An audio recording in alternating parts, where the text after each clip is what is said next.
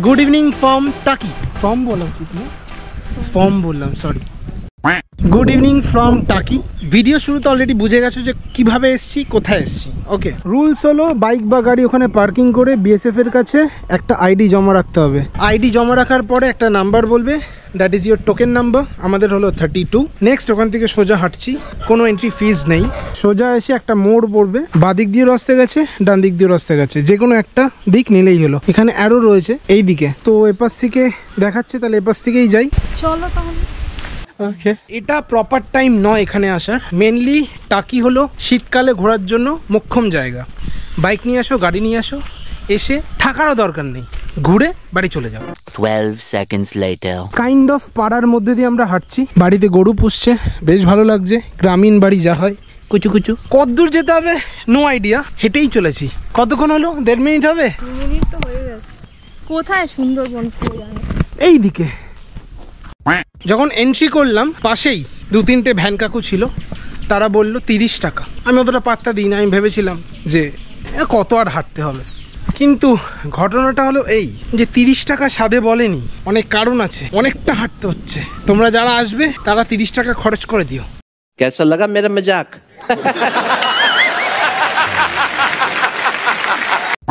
Finally 2.5 minute মতো লাগলো, সোজা হেঁটে আসলাম। হেঁটে এসে এই হলো টিকিট কাউন্টার, 10 টাকা পার পার্সন লাগবে।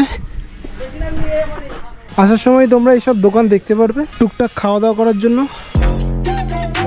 টিকিট কেটেছো? টিকিট কাউন্টার থেকে সোজা হেঁটে যেতে হবে। Let's go. বহু হাঁটার পরে চলে এসেছি আমরা গোলপাতার জঙ্গল।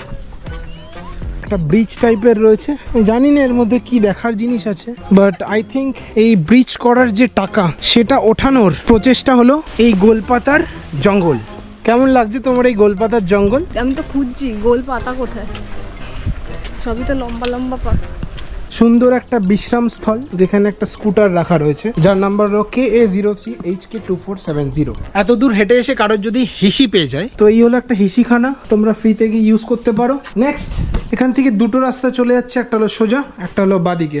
সব থেকে যেটা ইম্পর্টেন্ট সেটা হলো এই ব্রিজের নিচে কখনোই নামা যাবে না। রিভার সাইডের RIVER রিভার IVE টা কেটে গেছে, এইটুকু দেখেই বুঝতে হবে যে এইদিকে যেতে হবে রিভার সাইড উপভোগ করার জন্য।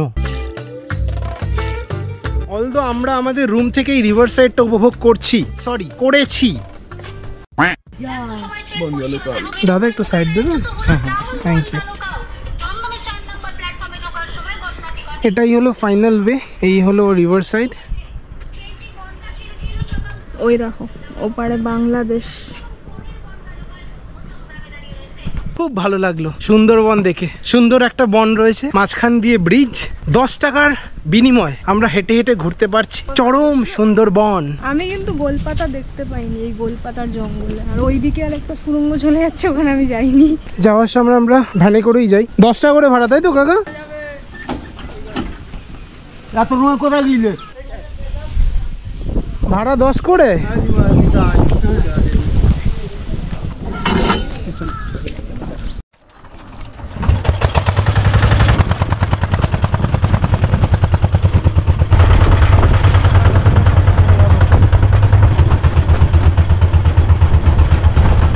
বেসিক্যালি পাড়ার মধ্যে দিয়ে যাচ্ছি।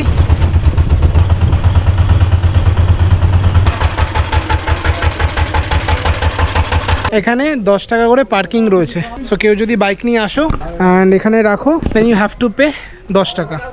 A few moments later ওই সুন্দরবনের রাস্তা দিয়ে একদম সোজা আসলে বাদিকে পড়বে মালদ্বীপ। এখানে পার্কিং রয়েছে, বাইক রেখে আমরা এদিকে যাব।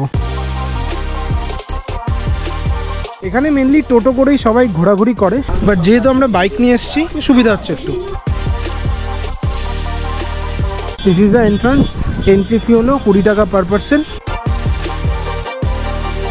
ঢুকেই বাদিকে একটা স্টলের মতো জায়গা রয়েছে, চা কফি বসে খাওয়া যাবে। মেনলি এটা একটা রিসর্ট, এখানে রুমও রয়েছে, কেউ যদি চায় এখানে 2-3 দিন বা 1 দিন কাটাতে পারে। পার্ক মতো করা রয়েছে, দোলনা আছে, হাঁসও আছে। এখানে তোমরা ডাইনোসর আর হাঁস একসাথে খেলতে দেখতে পারবে। পার্ক থেকে বেরিয়ে সোজা আসলে এই বিচটা পড়বে, যেখানে তোমরা বোটিং করতে পারবে। আমরা বোটিং করব না, আমরা পায়ে হেঁটেই দেখব।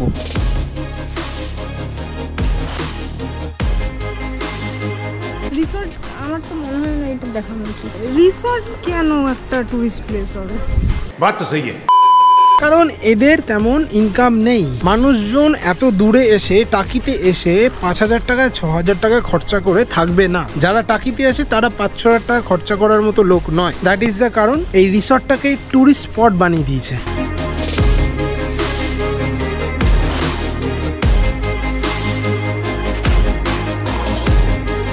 এখানে তোমরা যদি সন্ধেবেলা আসো তাহলে কিছু লাইটিং এর দৃশ্য দেখতে পারবে। প্রত্যেকটা গাছের গোড়ায় গোড়ায় লাইটিং রয়েছে। ওদিকে আর গেলাম না, ওটা একটা হ্যাঙ্গিং ব্রিজ যেখানে মানুষজন ছবি তুলছে।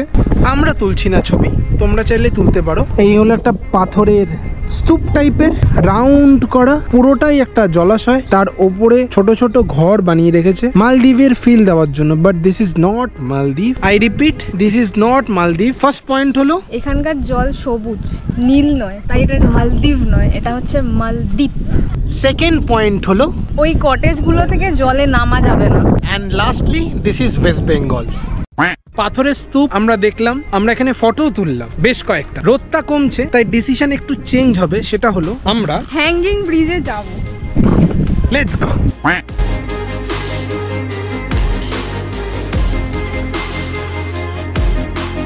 হ্যাঙ্গিং ব্রিজে আমরা হ্যাং করছি। একটাই সাজেশন, সেটা হলো সন্ধ্যেবেলা এসো, প্রচুর লাইট থাকবে। হ্যাঙ্গিং ব্রিজ থেকে সোজা এসেই ওয়ার্ল্ড ফেমাস ঘটি গরম এখানে পাওয়া যাচ্ছে মাত্র 10 টাকায়। ওয়ার্ল্ড ফেমাস ঘটি গরম। ঘটি গরমের সাথে সাথে ওখানে রয়েছে ফুচকা।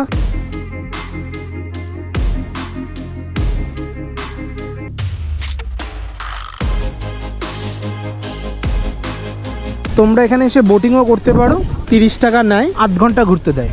বহু লোক বোট চালাচ্ছে। সো টাকি ব্লগ এখানে এন্ড করলাম। যথেষ্ট পরিমাণ ইনফরমেশন দেওয়া রয়েছে যে কোথায় কি টিকিট, কোথায় কিভাবে যেতে হবে, কোথায় বাইক রাখতে হবে, কোথায় গাড়ি রাখতে হবে, কার কাছে ব্যাগপত্র জমা দিতে হবে, কোথায় যাওয়া উচিত নয়, ইচ অ্যান্ড এভরিথিং।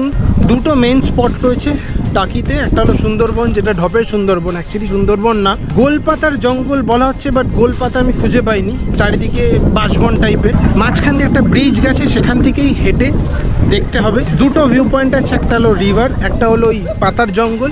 আমরা পাতার জঙ্গলে যাইনি, শুধু রিভার অব্দি গিয়ে ব্যাক করেছিলাম। মালদ্বীপ যেটায় অলরেডি রয়েছি আমরা, এখানে তোমরা সন্ধ্যেবেলা আসো, একটা লাইটিং এর একটা ঝলক দেখা যাবে, ভাল লাগবে ডেফিনেটলি। টাইম স্পেন্ড করার জন্য বেস্ট জায়গা, একদিনের জন্য, একদিনের বেশি দরকার নেই। দেখা হচ্ছে নেক্সট কোনো ট্যুরিস্ট স্পটে গিয়ে। Signing off.